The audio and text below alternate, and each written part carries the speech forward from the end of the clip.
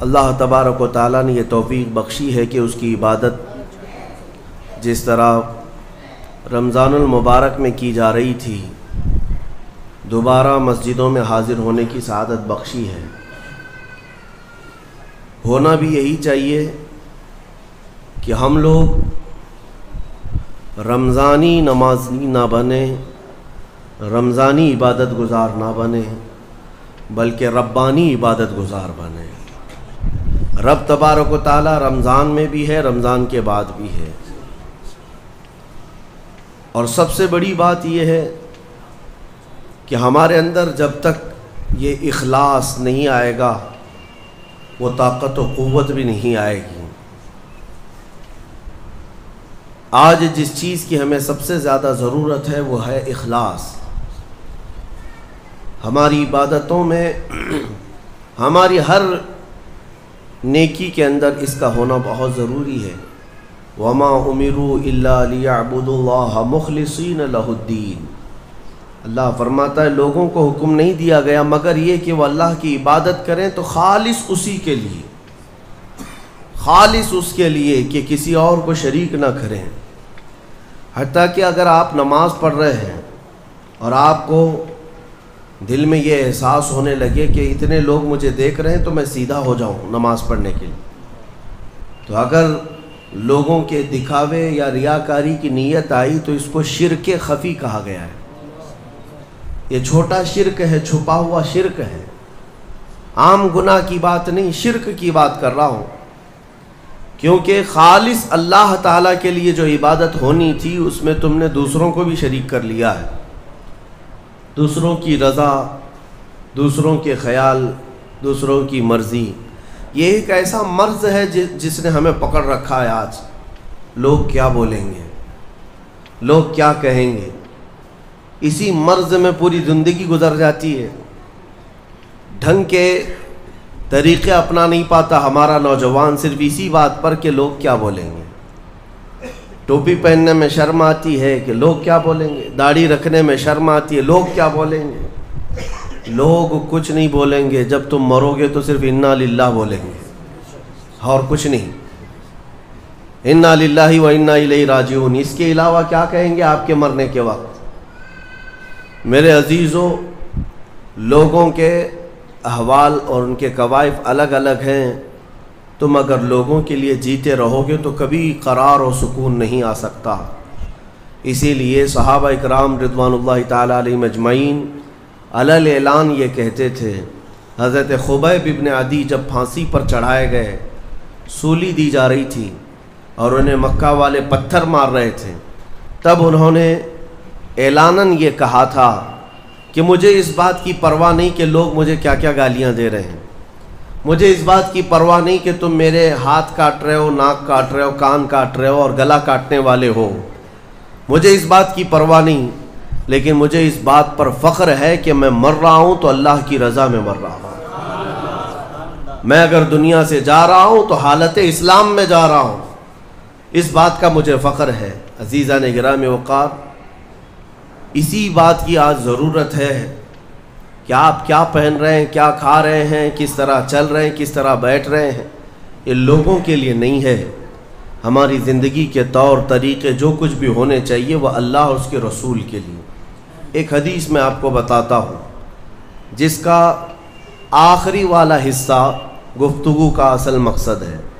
ایک بار رسول پاک صلی اللہ تعالیٰ علیہ وسلم مجلس میں بیٹھے ہیں صحابہ کے، ایک اجنبی شخص آیا، مجلس میں آیا، آ کر کے سیدھے حضور پاک صلی اللہ علیہ وسلم کے قریب بیٹھ گیا، اتنا قریب کہ اپنے گھٹنے حضور کے گھٹنے سے لگا لیا، قریب سے قریب ہو کر بیٹھا۔ صحابہ کرام اور بھی مجلس میں تھے، سب دیکھ رہے تھے، اور وہ اجنبی جو شخص آیا تھا اس کو کوئی بھی پہچانتا نہیں تھا۔ اس نے آتے ہی سوالات کرنا شروع کیا۔ سب سے پہلے اس نے پوچھا مل ایمان، ایمان کسے کہتے ہیں؟ رسول پاک صلی اللہ تعالیٰ علیہ وسلم نے جواب دیا، اس بات کا اقرار کرو کہ اللہ تبارک و تعالیٰ کے سوا کوئی معبود نہیں، محمد صلی اللہ تعالیٰ علیہ وسلم اللہ کے رسول ہیں، فرشتوں پر اور اللہ کی کتابوں پر، رسولوں پر، تقدیر پر، قیامت کے دن پر اور مرنے کے بعد دوبارہ زندہ ہونے پر یقین رکھنا۔ اس اجنبی شخص نے پوچھا مل اسلام، پھر اسلام کیا ہے؟ حضور پاک صلی اللہ علیہ وسلم نے اس کا بھی جواب دیا، اللہ کی وحدانیت اور محمد صلی اللہ علیہ وسلم کی رسالت کا اقرار کرنا، نماز پڑھنا، روزے رکھنا رمضان کے، زکوٰۃ دینا مالک نصاب کو، اور حج کرنا صاحب استطاعت کو، یہ اسلام ہے۔ 2 سوالات ہو گئے۔ تیسری مرتبہ اس نے سوال کیا مل احسان، احسان کیا چیز ہے؟ احسان نیکی کو کہتے ہیں۔ احسان یہی پورا تصوف ہے جس کو لے کر آج صوفیہ اکرام چلتے ہیں۔ اس نے پوچھا احسان کسے کہتے ہیں؟ اب جواب میں میرے آقا صلی اللہ علیہ وسلم نے 2 جملے ارشاد فرمائے، وہ ہماری پوری زندگی کو گھیرے ہوئے ہیں۔ کیا فرماتے ہیں؟ ان تعبد اللہ کأنک تراہ وإن لم تکن تراہ فإنہ یراک۔ رسول پاک صلی اللہ علیہ وسلم فرماتے ہیں احسان کا مطلب یہ ہے کہ تم اللہ کی عبادت ایسے کرو جیسے تم اسے دیکھ رہے ہو۔ عبادت، نماز کی بات نہیں، عبادت میں سب چیزیں آ جاتی ہیں۔ روزہ بھی عبادت ہے، زکوٰۃ بھی عبادت ہے، حج بھی عبادت ہے، خیرات بھی عبادت ہے، نماز بھی اس کا ایک حصہ ہے۔ اور رسول پاک نے فرمایا یہ ساری عبادت ایسے کرو جیسے تم اللہ کو دیکھ رہے ہو، اور اگر تمہاری یہ کیفیت نہیں آ پاتی تو ایسی عبادت کرو کہ اللہ تمہیں دیکھ رہا، یہ خیال تو آ جائے کہ اللہ تمہیں دیکھ رہا ہے۔ اب وہ شخص جو سوالات کر رہا تھا اس نے ساری چیزوں کو کہا صدقت، ہاں آپ بالکل سچ کہہ رہے ہیں، سچ کہہ رہے ہیں۔ حضرت عمر فاروق فرماتے ہیں یہ کون اجنبی ہے، خود سوال بھی کرتا ہے اور خود تصدیق بھی کرتا ہے۔ جواب ملنے کے بعد کہتا ہاں بالکل آپ نے صحیح کہا۔ اخیر میں اس نے کہا متی الساعۃ یا رسول اللہ صلی اللہ علیہ وسلم، قیامت کب آئے گی؟ اس کے جواب میں رسول کریم صلی اللہ تعالیٰ علیہ وسلم نے مخفی انداز میں ارشاد فرمایا جتنا پوچھنے والے کو معلوم ہے اتنا ہی پوچھے جانے والے کو بھی۔ ہاں یہ اور بات ہے کہ میں اس کی علامتیں تمہیں بتا دیتا ہوں۔ پھر فرمایا جب تم دیکھو گے کہ عورت اپنا سردار جننے لگ جائے، مطلب یہ ہے کہ ماں باپ پر لو بچے حکومت کرنے لگ جائیں، اور ننگے پیر چلنے والے نیچ ذات کے لوگ بڑی بڑی بلڈنگوں میں فخر کرنے لگ جائیں، بڑی بڑی عمارتوں پر فخر کرنے لگ جائیں، حکومتیں اور کرسیاں ان کے ہاتھوں میں آ جائیں، اور پھر جب تم دیکھو کہ گانے باجے کی کثرت ہو جائے، یہ دوسری احادیث کا مفہوم بھی اس میں آپ کے ساتھ رکھ رہا ہوں، زنا عام ہو جائے، تب تم انتظار کرو کہ قیامت بہت قریب آ چکی۔ میرے عزیزو، حضرت عمر فاروق رضی اللہ تعالیٰ عنہ فرماتے ہم سب سن رہے تھے اور وہ اجنبی آیا اور سوالات کیا اور چلا گیا۔ حضرت عمر کہتے ہیں میں فوراً مجلس سے اٹھ کر باہر گیا کہ اس کو پکڑ کر کے پوچھوں کہ اتنے اہم سوالات کہاں سے لایا تھا، لیکن رسول پاک صلی اللہ علیہ وسلم نے مجھے بلایا، ادھر آؤ عمر۔ وہ کوئی مسافر نہیں تھا، وہ جبرائیل امین تھے جو تمہارا دین سکھانے آئے تھے۔ اتاکم جبرائیل یعلمکم دینکم، وہ تمہارا دین سکھانے تمہیں آئے تھے۔ بہرحال یہ حدیث جبرائیل اس کو کہتے ہیں۔ اس میں جو لفظ آیا ہے کہ تم اللہ کی عبادت ایسے کرو جیسے تم اسے دیکھ رہے ہو، یہ ہماری پوری زندگی کا حصہ ہونا چاہیے، پوری زندگی کا حصہ۔ اسی لیے میرے آقا صلی اللہ تعالیٰ علیہ وسلم صحابہ نے پوچھا دنیا کی طاقتور چیزوں میں بڑی طاقت والی چیز کون سی ہے؟ ترتیب وار حضور اکرم صلی اللہ تعالیٰ علیہ وسلم نے ارشاد فرمایا لوہا ہے، لوہا بہت مضبوط چیز ہے۔ صحابی نے پوچھا کیا اس سے بھی زیادہ طاقتور کوئی چیز ہے؟ کہا ہاں اس سے بھی زیادہ اگر طاقت آگ میں ہے، کیونکہ آگ لوہے کو پگھلا دیتی ہے۔ پوچھنے والے نے کہا کیا آگ سے بھی زیادہ طاقت کسی میں ہے؟ حضور نے فرمایا ہاں پانی میں ہے، پانی آگ کو بھی بجھا دیتا ہے، پانی کی طاقت بہت زیادہ ہے، سونامی پانی ہی سے تو آتا ہے۔ اور اس کے بعد پھر پوچھنے والے نے کہا کیا پانی سے بھی زیادہ طاقت کسی کی ہے؟ آپ صلی اللہ علیہ وسلم نے فرمایا ہاں دنیا میں سب سے زیادہ طاقت ہوا کے اندر ہے۔ وہ پانی ہو کہ لوہا ہو کہ آگ ہو، سب کو ہوا اڑا لے جاتی ہیں. اور ہوائیں جب جوش میں آئیں یا جلال میں آئیں تو بڑے بڑے پہاڑ بھی کھسک سکتے ہیں. ہواؤں کی طاقت کا اندازہ تم نہیں لگا سکتے. گھروں کی چھتیں اکھاڑ لیں گی اور لوگوں کو تہس نہس کر دیں گی ہوائیں اگر جلال میں آئیں. تو پھر پوچھنے والے نے پوچھا کیا اس سے بھی زیادہ طاقت کسی کے اندر ہے؟ حضور پاک صلی اللہ علیہ وسلم نے فرمایا ہاں ایک چیز میں ہے اور اس سے زیادہ پھر کسی کی چیز میں نہیں. پوچھا وہ کیا ہے؟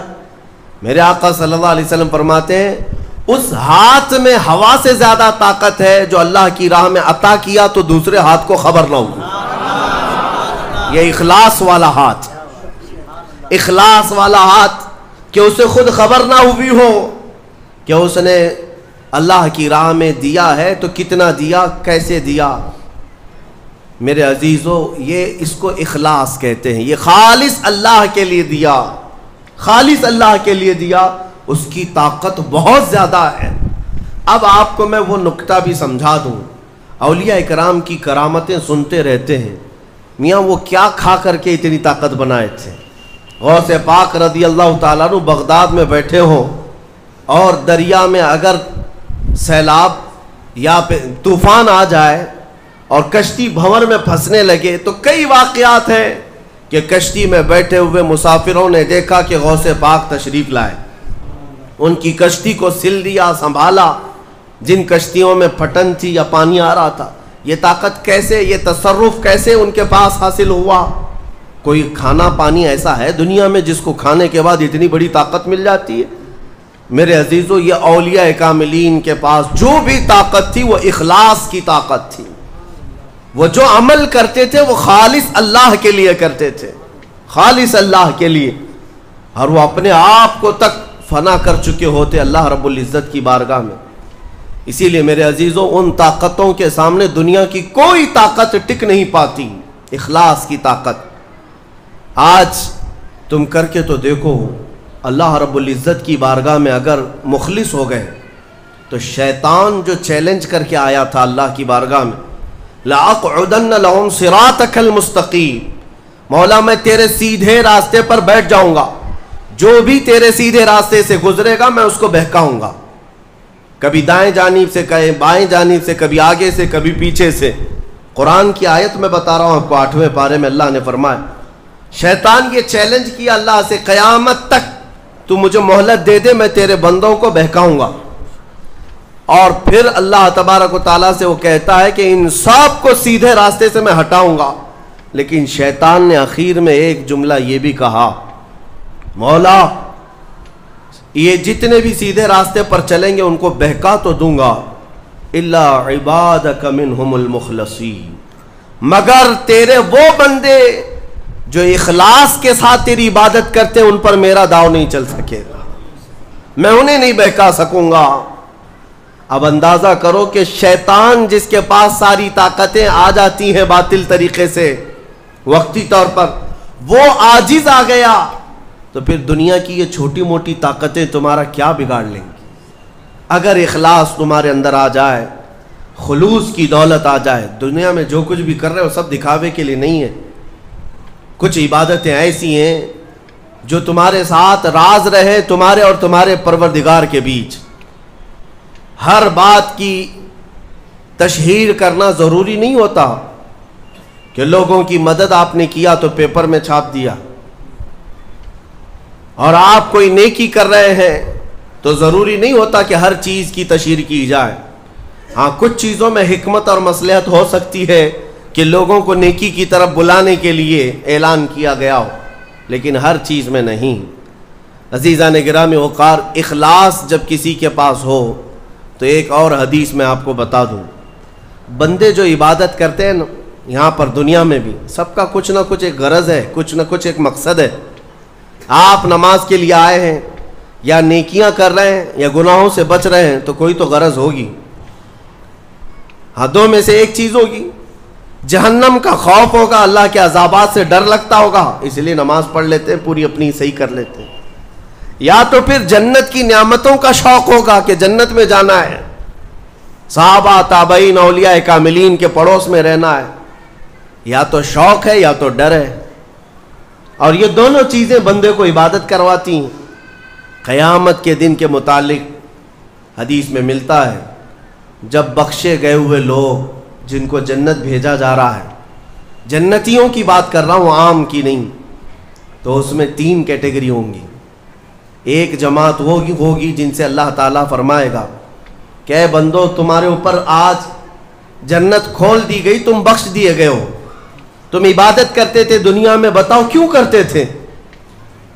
وہ بندے کہیں گے کہ مولا تیری جہنم سے بڑا ڈر لگتا تھا، اس کے عذابات کا خوف تھا، اس لیے ہم عبادت کرتے تھے۔ رب تعالیٰ فرماتا ہے کہ جس چیز سے تم ڈرتے تھے میں نے آج بچا لیا، جاؤ میری جنت میں، ان کو جنت بھیج دیا جائے۔ دوسری ایک جماعت، ان سے رب تبارک و تعالیٰ پوچھے گا تم کیوں عبادت کرتے تھے؟ تم بھی جنت کے مستحق ہو گئے ہو، آج بخشے گئے ہو۔ وہ لوگ کہیں گے کہ مولا ہمیں تیری جنت کی نعمتیں سننے کے بعد اس قدر شوق تھا کہ ہم وہ نعمتیں حاصل کرنے کے لیے دن رات عبادت کیے، ذکر کیے، تسبیح پڑھے، اور آج کامیاب ہوئے۔ رب تعالیٰ فرماتا ہے میری جنت کی خواہش کرنا بھی نیکی ہے، جاؤ میں تمہیں جنت دیتا ہوں۔ وہ بھی جنت میں چلے گئے۔ تیسری جماعت تھی، ان سے پوچھا جائے گا تم کیوں عبادت کرتے تھے؟ تم بھی آج جنت کے مستحق ہو گئے۔ وہ کہیں گے کہ مولا ہمیں تیرے جہنم کے عذابات کی بھی پرواہ نہیں، اور نہ ہی تیری جنت کی نعمتوں کی خواہش، بلکہ ہم تو صرف اور صرف تیری رضا کے لیے کرتے تھے، تو راضی ہو جا، ہم جنت و دوزخ کے لیے نہیں۔ تو رب تبارک و تعالیٰ فرماتا ہے کہ یہ میرے مخلص بندے ہیں، خالص پیور اللہ کے لیے کرتے تھے۔ رب تعالیٰ فرماتا ہے جاؤ میں تم سے راضی ہو گیا، تم بھی جنت میں۔ جنت میں جانے کا حکم دے دیا جائے، لیکن فرمایا گیا وہ جماعت رک جائے گی، وہ کہیں گے نہیں ہم جنت میں نہیں جائیں گے۔ ایسا بھی کوئی ہے؟ وہ کہیں گے کہ مولا اگر ہم جنت میں جائیں گے تو اندر جو جنتی ہیں وہ ہمیں تانا ماریں گے، تم بھی جنت کے لیے کرتے تھے اور بولے کچھ اور ہو، بدلہ تو تم نے بھی لے لیا عبادتوں کا، ہمیں اپنی عبادتوں کا بدلہ نہیں چاہیے۔ رب تبارک و تعالیٰ فرماتا ہے میری رضا یہی ہے کہ تم جنت میں چلے جاؤ، میں تم سے راضی ہو گیا۔ وہ پھر رکے رہیں گے کہ مولا ہم نے جنت کے لیے نہیں تیری رضا کے لیے کیا ہے۔ پھر حکم ہوگا فرشتوں کو کہ ان کے ہاتھوں اور پیروں میں بیڑیاں باندھو اور کھینچ کے جنت میں لے جاؤ۔ وہ ایک جماعت ایسی ہے۔ یہ کون لوگ ہیں جو مخلصین ہیں، خالصتاً اللہ کے لیے عبادت کرتے تھے۔ عزیزان گرامی وقار، جو اللہ رب العزت کے لیے کرنے والے لوگ ہیں، اللہ تعالیٰ ان کو ہمیشہ ذلت اور رسوائی سے محفوظ رکھتا ہے۔ اخلاص۔ اسرائیل میں ایک خاتون تھی اور اس کا بڑا گھرانہ تھا۔ اس کا باپ جو تھا وہ بڑا کنجوس اور بخیل آدمی، بڑے پیسے والا۔ ایک دن ایسا ہوا کہ یہ جو لڑکی تھی، جوان لڑکی، اس نے باہر ایک فقیر کو دیکھا جو بڑا مجبور تھا، ضرورت مند تھا، اس کو اٹھا کر کے اچھی خاصی دولت اپنے باپ کی دے دی۔ اور باپ کو پتہ چلا تو اتنا غصے میں آیا کہ میں پھوٹی کوڑی نہیں دیتا اور تو اتنی بڑی دولت اٹھا کر دے دی، اور غصے میں اپنی بیٹی کا ہاتھ کاٹ دیا۔ اس کا ہاتھ کٹ گیا، غصے میں تھا، باپ بخیل تھا، ہاتھ کاٹ دیا۔ بہرحال کٹے ہوئے ہاتھ کے ساتھ وہ رہنے لگی تھی، اللہ رب العزت کی رضا چاہنے والی۔ کئی دن تک اسی طرح گزر گئے۔ اب باپ بڑے پیسے والا تھا اس زمانے میں، وہ ہاتھ چھپا کر کے رہی۔ پھر اس کا رشتہ آیا ایک بہت بڑے خاندان سے، اور بڑے خاندان کا جو شہزادہ تھا اس نے پسند کر لیا۔ شادی کی ڈیٹ قریب آئی، ان لوگوں نے ہاتھ نہیں دیکھا، بس چہرہ اور باقی ساری چیزیں دیکھی، اور انہوں نے بھی چھپا رکھا کہ ہاتھ نہیں ہے۔ کٹے ہوئے ہاتھ کے ساتھ کون شادی کرے گا؟ بہرحال شادی ہو گئی۔ شادی ہونے کے بعد وہ گھر رخصت ہو گئی، اپنے نئے دولہے کے ساتھ وہ اپنے گھر پر بیٹھی ہے، دسترخوان پر۔ وہ بائیں ہاتھ سے کھایا کرتی تھی، ایک ہاتھ تو کٹا ہوا تھا، چھپا کر کے رکھتی تھی۔ دسترخوان پر جب بیٹھی، اس کا نیا دولہا ہے، اس کے گھر والے، کھانے کے وقت اب ہاتھ نکالنے کی باری آ گئی۔ وہ بائیں ہاتھ سے کھا رہی تھی تو اس کے شوہر نے کہا کہ کیا سیدھے ہاتھ سے نہیں کھا سکتی؟ سیدھے ہاتھ سے کیوں نہیں کھا سکتی؟ اب اس کے رشتے کے ٹوٹنے کا وقت آ گیا تھا۔ اگر پتہ چلے تو دھوکہ کیا ہے، کٹے ہوئے ہاتھ کے ساتھ ہمارے ساتھ نکاح ہوا ہے۔ اس کے آنکھوں میں آنسو آئے، وہ ہاتھ اپنے کپڑے کے اندر ہی چھپائی رہی۔ اچانک اسے غیب سے ایک آواز آئی، اے میری بندی ہاتھ نکال۔ اس نے اپنے دوپٹے کے اندر سے ہاتھ نکالا تو سیدھا ہاتھ پورا صحیح سلامت تھا۔ پھر وہ زمانہ موسیٰ علیہ السلام کا تھا، ان کی بارگاہ میں حاضری دے کر اس نے اپنا یہ واقعہ سنایا۔ سیدنا موسیٰ کلیم اللہ فرمانے لگے، مولا نے مجھے یہ وحی دے کر بھیجا اور ارشاد فرمایا کہ اے موسیٰ، ہم اس ہاتھ کو شرمندہ نہیں ہونے دینا چاہتے جو ہاتھ میری بارگاہ میں اخلاص سے اٹھاؤ۔ میرے عزیزو، یہ اخلاص کی دولت ہے۔ جو خالصتاً اللہ کے لیے کچھ کیا ہو، مولا اسے کبھی ذلیل نہیں ہونے دے گا، اسے بے عزت نہیں ہونے دے گا۔ اسی لیے کچھ کام ایسے کر جاؤ جو خالصتاً اللہ کے لیے ہو۔ رب تبارک و تعالیٰ کے لیے اب تک کیا کیا ہے، اس کا بھی آپ کے پاس کچھ تو ہونا چاہیے۔ اگر اپنی زندگی میں آپ احتساب کریں، اپنا ہی محاسبہ کریں کہ میں جوانی سے لے کر اب تک جتنے کام کیا ہوں، کوئی کام ایسا ہے جو خالص اللہ کے لیے کیا ہو؟ رسول پاک صلی اللہ تعالیٰ علیہ وسلم کی ایک حدیث میں آپ کے سامنے عرض کرتا ہوں، اخلاص میں کتنی طاقت ہے وہ بتاتا ہوں۔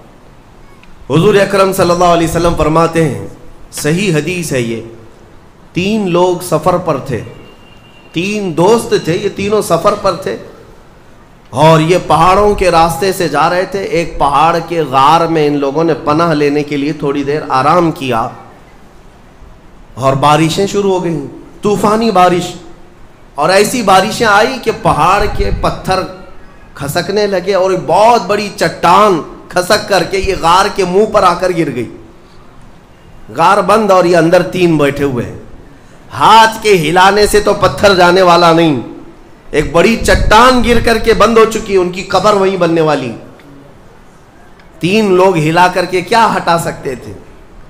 اب تینوں لوگوں نے کیا کیا؟ میرے آقا صلی اللہ علیہ وسلم فرماتے ہیں تینوں رونے لگے کہ اب ہماری موت یہیں پر ہونے والی ہے، ختم ہے، لیکن اس سے پہلے چلو اللہ کی بارگاہ میں اپنی زندگی کی کوئی ایسی چیز ہو جو تم نے خالص اس کے لیے کیا تھا، اس نیکی کو وسیلہ بنا کر کے دعا کرتے ہیں، دیکھتے ہیں پتھر ہٹتا ہے کیا۔ تو تینوں نے اپنی اپنی زندگی کی ایک ایک چیزیں شمار کرنا شروع کیا۔ توجہ چاہتا ہوں، پہلے ایک بندہ سجدے میں گرتا ہے اور عرض کرتا ہے، مولا تو جانتا ہے میری ایک بوڑھی ماں تھی، ماں کی خدمت بہت کیا کرتا تھا، ماں کی بہت تعظیم کرتا تھا۔ ایک دن رات کو جب میں گھر پہنچا تو میرے پاس صرف ایک روٹی تھی اور تھوڑا سا دودھ تھا۔ میرے گھر کے کئی بچے تھے، بچے بھی بھوکے تھے، لیکن میری ماں بوڑھی تھی، تو میں جب بھی گھر رات کو پہنچتا پہلے اپنی ماں کو کھلاتا، اس کے بعد اپنے بچوں کو کھانا دیتا۔ اس دن ایسا ہوا کہ میرے پاس صرف ایک روٹی اور تھوڑا سا دودھ تھا، ماں بھی بھوکی تھی اور بچے بھی۔ بچے آ کر لپٹ گئے، کہنے لگے کہ ہمارے لیے کھانا، بھوک کی شدت ہے۔ میں نے بچوں کو تھوڑی دیر کے لیے بٹھایا گھر کے باہر اور اس روٹی کو چور کر دودھ میں اپنی بوڑھی ماں کو کھلایا۔ میری بوڑھی ماں جو بھوکی تھی وہ پوری روٹی کھا گئی اور پورا شکم سیر ہو کر وہ دعا کرتے ہوئے سو گئی۔ اس رات کو میں بھی بھوکا رہا، میرے بچے بھی بھوکے رہے، ہمارے گھر میں اس کے علاوہ کوئی کھانا نہیں تھا۔ اے رب ذوالجلال، میں نے اپنی ماں کے ساتھ یہ جو حسن سلوک کیا خالص تجھے راضی کرنے کے لیے، خالص تجھے راضی کرنے کے لیے۔ مولا اگر یہ میری نیکی تجھے پسند ہے تو یہ چٹان کو ہٹا دے۔ وہ دعا کر رہا تھا، چٹان تھوڑی کھسک گئی، اپنے آپ کھسک گئی، لیکن اتنی نہیں کہ وہ نکل سکیں۔ دوسرا جو ساتھی تھا وہ سجدے میں گرا اور وہ دعا کرنے لگا۔ یہ پوری حدیث پاک موجود ہے جس کو میرے آقا نے بیان کیا۔ میرے عزیز و زندگی میں کوئی ایسی چیز ہو جو اللہ کے لیے کیا ہو، پھر دیکھنا زندگی کی مصیبتیں آئیں، اسی نیکی کو تم اللہ کی بارگاہ میں رکھ سکتے ہو۔ دوسرا سجدے میں گرتا ہے اور کہتا ہے مولا تو بہتر جانتا ہے، میں اپنی چچیری بہن کا عاشق ہو گیا تھا۔ اس کی چچیری بہن تھی، چاچا کی بیٹی، عاشق ہو گیا اور ہم دونوں میں معاشقہ چلنے لگا، ایک دوسرے سے محبت کرنے لگے۔ ایک دن ایسا آیا کہ ہمارے گھر والے اور اس کے گھر والے سب باہر چلے گئے، ہم دونوں تنہا رہ گئے اور ہم دونوں ایک کمرے کے اندر آئے۔ ہم دونوں نے گناہ کرنے کا ارادہ کر لیا۔ شادی تو نہیں ہوئی تھی، نکاح بھی نہیں ہوا تھا، دونوں کھڑے ہوئے، گناہ کرنے کا ارادہ ہی تھا کہ ہم دونوں کو اچانک خیال آیا میرا رب دیکھ رہا ہے۔ ہم کپڑے اتارے اس کے سامنے جو ہمارے دلوں کے حالات بھی جانتا ہے، تو وہ میری چچیری بہن وہ بھی رونے لگی، میں بھی رونے لگا اور ہم ایک دوسرے کو ہاتھ نہیں لگائے۔ مولا اس زنا سے اور اس بدکاری سے اگر میں بچا تھا تو میرے رشتہ داروں سے ڈر کر نہیں، خالص تیری رضا کے لیے، کہ مولا کریم کے اس سلطنت کو میں اپنے گناہوں سے پامال نہیں کروں گا۔ تو جب یہ وہ کہنے لگا اور عرض کیا مولا اگر میں وہ رات گناہ سے بچاؤں، تیری بارگاہ میں میرا وہ بچنا پسند ہے تو اس چٹان کو تو ہٹا دے۔ حدیث پاک میں چٹان اور کھسک گئی۔ تیسرا شخص تھا، وہ سجدے میں گرا اور کہنے لگا اے رب ذوالجلال تو بہتر جانتا ہے، میں ایک زمین اور جائیداد کا مالک تھا، میرے پاس کئی مزدور کام کیا کرتے تھے، اور ایک مرتبہ ایسا ہوا کہ میں مہینہ ختم ہوتے ہی سارے مزدوروں کو ان کی تنخواہ دے دیا کرتا۔ ایک مزدور ایسا ہے جو اپنی تنخواہ لیے بغیر چلا گیا، ایک مزدور تنخواہ لیے بغیر چلا گیا اور اس کی تنخواہ میں نے سنبھال کر رکھی اور اس سے ایک بکری خرید لیا۔ میاں لوگ تو کسی کی سیلری ہو دبا کر کے کھا جائیں گے، اور یہ حدیث پاک میں جس کے لیے کہا جا رہا ہے وہ بندہ کہتا ہے میں اس کی پوری تنخواہ سے ایک بکری خرید لیا، بکری کو پالنے لگا، وہ مزدور آیا نہیں، وہ مزدور چلا گیا، مہینوں چلا گیا، بکری کو میں پالتا رہا، بکری نے بچے دی، بچوں کے بچے ہوئے، بچوں کے بچے ہوئے۔ اے رب ذوالجلال تو نے اتنی برکت دی کہ اس ایک بکری سے ایک پورا میدان کئی ہزار بکریاں بھر گئی، کئی ہزار بکریاں کئی سالوں کے اندر۔ وہ ان بکریوں میں نہ کسی کو بیچتا تھا نہ کسی کو ذبح کرتا تھا، سب بکریاں رکھا۔ کئی سالوں کے بعد اچانک وہ مزدور واپس آئے اور اس نے آ کر مجھ سے کہا کہ مالک میں آپ کے ہاں خدمت کرتا تھا، آپ کو یاد ہے کچھ سالوں پہلے میں نے اپنی تنخواہ چھوڑ دی تھی، ایک مہینے کی تنخواہ نہیں لیا تھا۔ تو میں نے اس سے کہا کہ ہاں مجھے اچھی طرح سے یاد کر کے ان بکریوں کے ریوڑ کے پاس لے گیا اور کہا یہ تیری تنخواہ ہے، یہ پوری تیری تنخواہ ہے۔ اس نے کہا میرے ساتھ کیا مذاق کر رہے ہو مالک، میری تنخواہ اتنی ہے کہ اس زمانے میں ایک بکری بھی نہیں آ سکتی۔ اس نے کہا ہاں بالکل تو صحیح کہہ رہا ہے، لیکن اس زمانے میں ایک بکری خرید لی میں نے، اور اسی بکری سے اللہ نے اتنی برکت دی، اس میں میرا ایک بھی حصہ نہیں، تیری ان بکریوں کا دودھ تک میں نے نہیں پیا، صرف اور صرف تیرے انتظار میں، اور یہ ساری بکریاں تو لے جا۔ اور وہ مزدور خوشی خوشی اپنے پورے ریوڑ کو، آج کے زمانے کے وہ کئی لاکھوں کی بکریاں ہوں گی، وہ مزدور لے گیا۔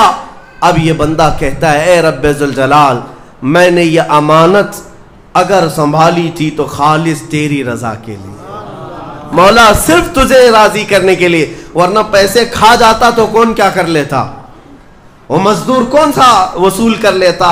کہتا نہیں مجھے یاد نہیں، اب میں پہچانتا بھی نہیں، مولا میں نے تیری رضا کے لیے کام کیا، اگر تجھے یہ پسند ہے تو یہ چٹان ہٹا دے۔ حدیث پاک میں ہے اس نے جیسی یہ دعا کیا پوری چٹان ہٹ گئی، پوری چٹان کھسک کر ختم ہو گئی، ان کا راستہ صاف ہوا۔ پتہ یہ چلا، حدیث پاک کا یہ مفہوم ہے میرے عزیزوں۔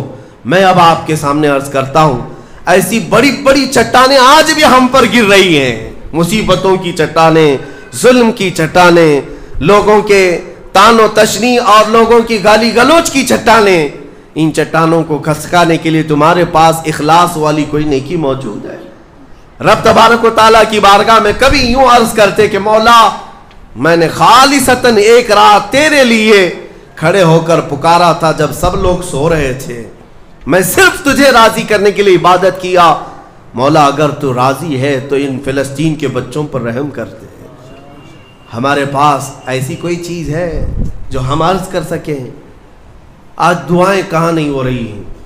دعائیں سب جگہ ہو رہی ہیں، اجتماعی دعائیں ہو رہی ہیں، ہر خطبے میں، ہر نماز میں، ہر جگہ دعائیں ہوتی ہیں، لیکن میرے عزیزو شاید وہ اخلاص سے خالی ہو گئے ہیں۔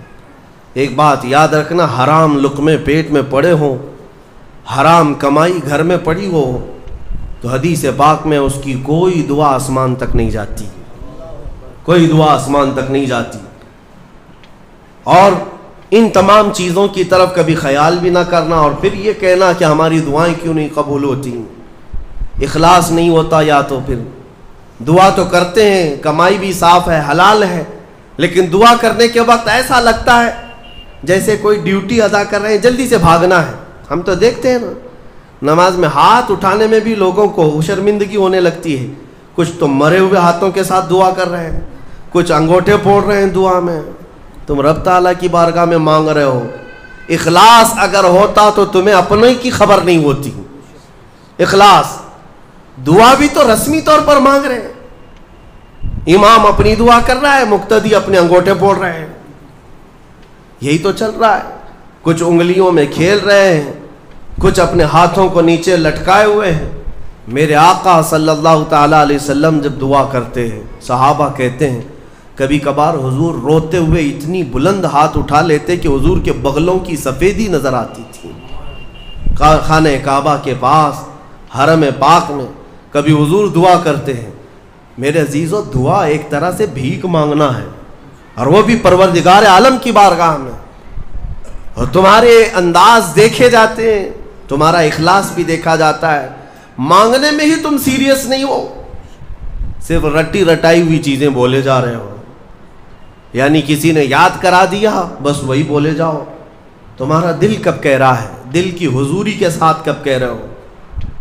کچھ چیزیں خاص ہیں، صغیرہ کبیرہ ہمارے معاف کر دے، اس کو پتہ ہی نہیں صغیرہ کون ہے کبیرہ کون ہے، یہ تو رٹی ہوئی چیزیں بولے جا رہے ہو نا۔ اے اللہ ہمارے صغیرہ کبیرہ معاف کر دے، کیا ہے صغیرہ کبیرہ؟ کچھ پتہ نہیں، مولوی صاحب نے سکھایا تھا۔ دل کا جب حضور نہیں، دل کا اخلاص نہ ہو تو پھر کیا چیز مانگ رہے ہو اللہ کی بارگاہ میں؟ اخلاص یہ سب سے بڑی طاقت ہے، اگر یہ نہیں ہے تو عبادتوں کی جان ہی نہیں ہے، عبادتوں کی جان ہی نہیں ہے، عبادتوں کی جان اخلاص ہے۔ یہاں تک کہ امام غزالی رحمۃ اللہ تعالیٰ علیہ نے ایک واقعہ ایسا بھی لکھا ہے، وہ پڑھنے کے بعد مجھے بڑی حیرت ہوتی ہے۔ ایک بزرگ تھے، 30 سال تک انہوں نے پہلی صف میں کھڑے ہو کر نماز ادا کی، 30 سال تک ایک بھی نماز ان کی تکبیر اولا بھی نہیں چھوٹی امام کے پیچھے۔ تکبیر اولا، امام جب پہلی تکبیر باندھ رہا ہے اس تکبیر میں وہ حاضر رہتے تھے، جماعت تو دور کی بات ہے، چھوٹنا، پہلی تکبیر کبھی نہیں چھوٹی 30 سال تک۔ 30 سال کے بعد ایک دن ایسا اتفاق ہوا کہ وہ مغرب میں لیٹ ہو گئے، ایک رکعت ہو گئی تھی، اور 30 سال کے بعد صفیں بھر گئی تھی، پیچھے جگہ ملی، وہ آئے اور کہا آج اگر میں پیچھے نماز پڑھوں گا سب گھوم گھوم کے مجھے دیکھیں گے۔ 30 سال سے جو پابند تھا کہاں گیا کہاں گیا؟ ہوتا یہی ہے نا، وہ شرمندگی کے مارے کہ لوگ مجھے دیکھیں گے کیا سوچیں گے، گھر چلے گئے، گھر جا کر مغرب پڑھ لی۔ عشاء میں آنے میں پھر ڈر لگنے لگا کہ اب تو پوری نماز میں ہی نہیں گیا تھا، لوگ سوچیں گے۔ 30 سال کے بعد پہلی نماز آپ کی نہیں ہوئی ہے، کہاں گئے تھے کہاں گئے؟ عشاء میں بھی نہیں آئے، عشاء میں بھی نہیں آئے۔ اس زمانے میں ایک بڑے کامل بزرگ تھے، ان کو خبر کی گئی آج ایک بڑا حادثہ ہو گیا ہمارے شہر میں۔ کہا کیا؟ کہا فلاں بزرگ جو 30 سال سے مسجد میں تکبیر اولا کی بھی پابندی کرتے تھے آج وہ غائب ہیں۔ تو اس بزرگ نے فرمایا چلو ہم ملتے ہیں۔ جا کر کے ملے کہ کیا ہے، طبیعت خراب ہو گئی، علیل ہو گئی، کیا ہوا؟ انہوں نے کہا کچھ ہوا نہیں، لیکن تھوڑا سا لیٹ ہو گیا مغرب میں، اور پھر پیچھے جگہ مل گئی 5-6 صفوں کے پیچھے۔ میں نے یہ سوچا کہ لوگ بعد میں کیا کہیں گے، لوگ کیا کہیں گے کہ اتنے سالوں کی پابندی کے بعد آج تمہاری پہلی صف بھی نہیں ہوئی، پہلی تکبیر بھی نہیں ہوئی۔ اس بزرگ نے کہا کس سے؟ 30 سال کی پابندی کرنے والے سے۔ کہا میاں جاؤ پچھلے 30 سال کی پوری نمازیں قضا کر لو، واپس دوبارہ پڑھ لو، اعادہ کرو، اس لیے کہ 30 سال جو تو نے پابندی کی نمازوں کی، وہ تو یہی سوچ کر کے کہ لوگ کیا کہیں گے۔ آج تیرے دل میں یہ جو خیال آیا کہ لوگ کیا کہیں گے مغرب کے پیچھے ہو جانے سے، اس کا مطلب ہے کہ 30 سالوں تک جو تو نے پابندی کی یہ لوگوں کے لیے کیا، اللہ کے لیے نہیں۔ جاؤ واپس لوٹاؤ 30 سال کی نماز سے۔ رونگٹے کھڑے ہو جاتے ہیں جب میں یہ پڑھا۔ واقعی میرے عزیزوں، اس بات کا خیال بھی نہیں آنا چاہیے ہمیں عبادتوں میں کہ لوگ ہمیں کیا کہیں گے۔ اللہ رب العزت کا ذکر ایسے کرو کہ مدہوش ہو جاؤ، صرف میرا مولا مجھے دیکھ رہا ہے، دنیا کیا کہہ رہی، اس سے ہمیں کیا غرض ہے۔ آج یہی بیماری نے بہت ساری عبادتوں میں ہمارے خلل ڈال رکھا ہے، خلل ڈال رکھا ہے۔ تمہارے سنتوں سے دور ہونے کا ایک بڑا سبب بھی یہی ہے کہ لوگ کیا کہیں گے۔ یہ کبھی نہیں سوچتے کہ قبر میں جاؤں گا تو مصطفیٰ کیا کہیں گے، میرے آقا صلی اللہ تعالیٰ علیہ وسلم دیکھیں گے تو کیا کہیں گے۔ یہ کیوں خیال نہیں آتا؟ اگر اسی حالت میں دنیا سے چلا گیا، جیسے آج آوارہ گردی میں ہوں، نشہ میں ہے، سنتوں سے دور ہے، اٹھا کر جب مجھے قبرستان لے جایا جائے گا، میرے آقا اگر دیکھیں، میرے آقا کیا کہیں گے۔ عزیزان گرامی وقار، بعض بزرگوں نے فرمایا ہے کہ کچھ لوگوں سے اگر حضور ناراض ہوتے ہیں تو یہ تک پوچھتے ہیں کیا تو میرا غلام ہے؟ اگر وہ کہتا ہے یا رسول اللہ آپ کے سوا کس کا غلام ہوں، تو پوچھا جائے گا کہ تیرے پاس علامت کیا ہے غلامی کی، دلیل کیا ہے۔ اس کو بھی شیخ عبدالحق محدث دہلوی رحمۃ اللہ علیہ نے ایک واقعے سے نقل کیا ہے۔ اس لیے میرے عزیزو، اعلیٰ حضرت نے جو فرمایا آج لے ان کی پناہ، آج مدد مانگ ان سے، کل نہ مانیں گے، قیامت میں اگر مان گیا۔ اپنی عبادتوں میں اخلاص عطا کرو۔ آج کے زمانے میں سب سے زیادہ ضروری بھی یہ چیز ہے کہ میں یہ نہیں چاہتا کہ یہاں پر سارے لاکھوں مسلمانوں کو سڑک پر اتاروں، نہیں، اگر اخلاص والا ایک بندہ ہو تو پوری زمین کو زیر و زبر کر ڈالے گا۔ انقلاب ایک سے آتا ہے، ایک بھی کافی ہے اگر اخلاص والا ہو، ورنہ پھر کثرت سے کچھ ہونا نہیں ہے۔ آج جس طرح کی آزمائشوں کے تم شکار ہو، ان میں بھی ضرورت اسی بات کی ہے کہ تمہارے اندر اخلاص آ جائے، تمہیں کوئی ڈرا کر کے عبادت نہ کرائے۔ اور میں تو شروع سے کہتا بھی تھا، آج کئی جگہوں پر بچوں کی بھی تربیت کے لیے مدرسوں میں بھی، شاید آج سے 10 سال پہلے ہی حافظ صاحب سے بھی جانتے ہوں گے، کیمرے لگائے جاتے ہیں کہ بچے کچھ غلط نہ کریں۔ ٹھیک ہے، نگرانی کے لیے جہاں تک ہے میں اس کا مخالف نہیں ہوں، لیکن ان کے دلوں میں اس بات کا اگر خوف ہے کہ استاد دیکھ رہے ہیں، مجھے جلدی نماز کے لیے جانا ہے، ایک نہ ایک دن تو کیمرہ بند ہوگا، کیمرے کے باہر بھی تو آئے گا، کرے گا، اپنی اصلیت پر آ جائے گا۔ یہاں کوئی کیمرہ نہیں ہے، آزاد رہو، کھل کر کے رہو۔ مطلب یہ ہے کہ تم اس کو کیمرے کا عبادت گزار بنائے، اللہ کا نہیں۔ تربیت وہ ہونی چاہیے جو محبوب الہی نے فرمایا۔ ایک شخص آیا محبوب الہی سے پوچھنے لگا کہ حضور کبھی کبھار تو گناہ کرنے کی اجازت مل جانی چاہیے۔ آپ نے فرمایا کیوں نہیں، ملنا تو چاہیے۔ وہ خوش ہو گیا، کیا گناہ کرنے کی اجازت ملتی ہے؟ کہا بالکل ملے گی میری طرف سے۔ خوش ہو گیا، کہا کہ حضور بتائیے کیا ہے، کیسے کر سکتے ہیں؟ کبھی کوئی کبھار چھٹی تو ہونی چاہیے گناہ کرنے کے لیے، ہفتے میں ایک بار، مہینے میں ایک بار۔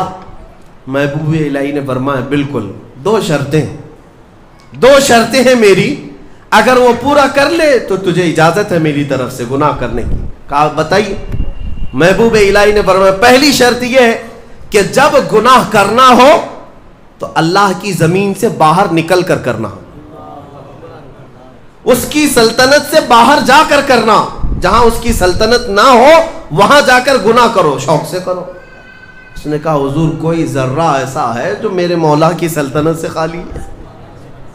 کوئی ایسی جگہ ہے جو اللہ کی خدائی سے خالی ہے؟